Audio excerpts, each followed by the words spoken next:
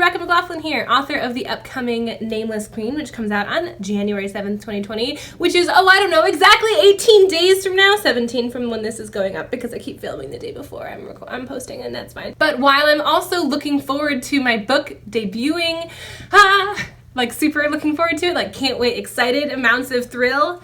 That's not a sentence, I'm sorry. But I'm also working on my second book. Now, it's a second standalone, so it has nothing to do with the first, and I have not asked how much I'm allowed to tell you about it. Ghosts. There's ghosts in it. I just got cleared basically to start work on the second draft. So the process thus far for working on my second book has been I pitched ideas, then I did a long form pitch for the idea that they liked, and then I did an outline, a huge, big, way overcomplicated outline, but an outline that worked nonetheless. Then I basically drafted the first draft, and then after going over that with my freelance editor, Ruth, I proposed changes via another outline, much shorter this time. We had a call, and she's like, well, that's all I have. I think otherwise it's really good. And I'm like, she's like, what about you? And I'm like, I too think it's good. And I'm ready to start revising. And so I'm in chapter 3 now of about like 1820. I don't really remember how many there are. And essentially I'm implementing, that's the word I was looking for. I am implementing all of the revisions into the draft. Now, I did my first draft in Scrivener, which is a piece of writing software that I really like drafting in. It makes working with scenes, taking things out, rearranging things, tracking things really, really easy. But it's a little different when it comes to revision because you have to do comments and track changes with your editor so that they know what's changed. So typically when I do revisions, it's in Microsoft Word still. And basically, so as I was doing the first draft, I was sending her chunks of chapters as I completed them from Scrivener, exporting them from Scrivener. So she actually compiled it into one single file to send back to me with her manuscript notes. And instead of like exporting again from Scrivener and continuing and then looking at her comments, I'm just using the file that she sent me. It's got all her comments, it's got her track changes in there, and it's making it pretty easy, I think, to incorporate her feedback. And when I'm working, I typically have my draft on one side of my computer screen and my outline on the other, just so I have a point of reference. And to be fair, the point of reference isn't always super detailed. For the first couple chapters, not a whole lot is changing. Some things are changing, but the outline is Ada does the thing that starts the story. Guess what? My main character's name is Ada. Spoiler. Again, on those list of things I don't know how much I'm allowed to share with you. I'm sure it's fine. So yeah, I got through chapter 1 in chapter 2, which actually used to be just chapter 1, so I broke it out a little bit. I'm really, really excited. So this book, working on this book, is a really regimented and supported process that I haven't had before while I've been drafting a book. In the past, I've just drafted a first draft, I've done revisions, lots of revisions, and I haven't ever really had really strong critique partners or betas who are in my genre or anything. So this is my first time working with a freelance editor while I write and while I revise, and I'm also, for the first time, sending it to some other writer friends who are reading it. My sister and my editor, I think, are the only ones who've read the whole thing all the way through so far, and they've said pretty nice things so far, so that's encouraging.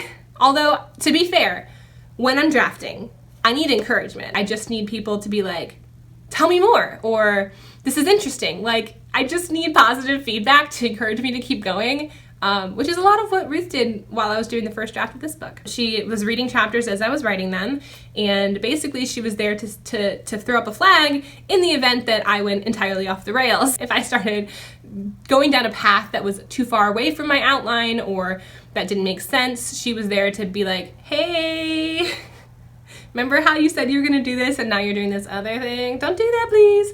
But she never really did that. I went off the rails a couple times, but in ways that I thought would strengthen the story, that I thought were more interesting. And she was really great and said things like, hey, I see that you put this whole scene in here with this really interesting set piece, and it's not really in the outline, it doesn't really connect to the story in an integral way yet, but it's really cool, so we should make it connect.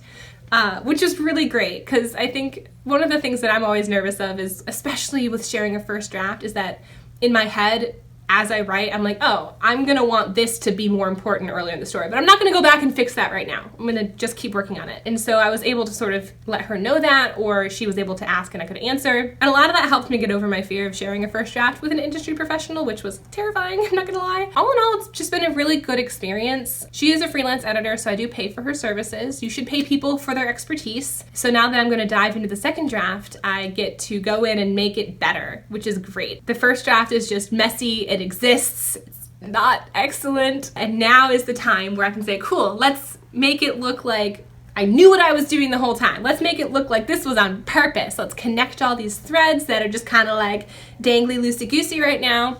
You really want that interwoven story and character development, and I'm just so excited. And I get to work on it over the holidays, which is really key because yes, the holidays are a wonderful time to spend with family. There's like at least 3 movies I want to go see with them, and I'm gonna refill my heart with the love of all of the people in my life, and I'm gonna spend a lot of time writing because I'm on vacation from my day job. I don't know about you, but sometimes the holidays are really the best times for me to work because I just get to spend long stretches of the day working, or I get to be in a different place, in a new environment with different people, go to a coffee shop, go to a bookshop with my sister, and then just work on our stuff. And it's really great, and I can't wait. I'm really excited. So that's where I'm at right now. I'm drafting the second draft of my second book, which 2 is my favorite number, so this is a fortuitous time probably. Today, though, just like last Friday, is way too busy. I'm driving into the office, but this time it's to pick up something from a pal. I'm having a bunch of my college friends over tomorrow when this is coming out. So that'll be exciting. I'll get to see some old friends, and I'll get to show them my arcs. I don't know why I didn't rotate the correct way. These are the last 2 advanced copies that I have, and there's currently a giveaway happening over on my Twitter and Instagram up through the 23rd of December, 2019, of course. So if you are interested in a chance at taking home one of these suckers, go over and check it out. I'll have the links in the description below. Since I'm so close to my book coming out, I'm expecting that soon I'll get the hardcover copies with the book jacket and everything. I can't, I'm so excited. I'm sure one of the next video or one of the next few videos I do will be me receiving those and just being excited and opening it, like an unboxing basically. I probably won't have them until the new year though. If they get to me before the book comes out, I'll have them, and if not, you will have them before me. Like the readers, I've already seen like Instagram and some Twitter pictures of people who have hard copies for whatever reason, like review or things like that. And I'm so jealous. I'm like, oh, I want to see it. Can you show it better? And I'm just, I have a running bet with my friend. She thinks that she's gonna get her copy, her pre-ordered copy delivered like the day it comes out before I get my copies from the editor and publisher.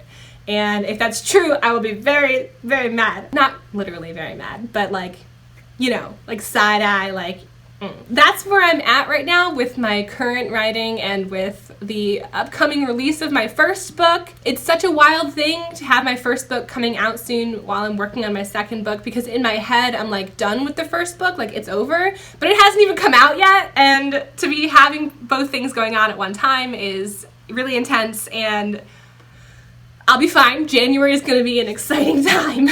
I'm sure that this will be a catalog of my descent into spirals of anxiety and joy. So thanks so much for tuning in. I appreciate it, and I appreciate you. Here's a video that YouTube thinks you like, and here is my most recent upload. I put out videos about every Saturday. So long, and I will see you next time. Bye! And if I don't see you, happy holidays and happy new year!